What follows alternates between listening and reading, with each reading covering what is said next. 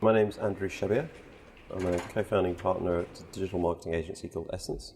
We're about 3 years old. Our clients are the likes of eBay, Uswitch, Barclaycard, and many more. Email is the central reason why we decided to use Google Apps in the end. The other was spam, which was a big problem for us. And knowing as a consumer how good Gmail was at eradicating it, we had a pretty high degree of confidence that a hosted solution like Google Apps would do the same job. And I have to say it's delivered on both those promises. We've never had a problem with it, and our email's been far more reliable since. And the level of spam has become far more manageable, and it's down to a couple a day rather than 40 a day. Google Apps has benefited our organisation in more ways than I originally expected, I think. It has delivered on the promises that it makes on the box, but it's also changed the way that we work in many ways. For example, I hadn't necessarily expected Google Talk to be a huge productivity tool, or for Google Docs to change the way that we work significantly. They're both fairly simple applications, but actually just knowing that everybody's got access to them has been incredibly powerful.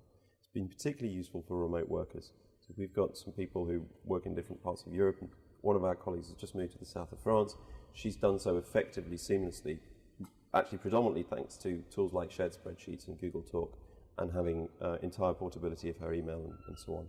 In terms of return on investment, I think the numbers stack up pretty easily. Well, I think it's saved us tens of thousands of pounds a year. To us, that's a very significant saving, yes.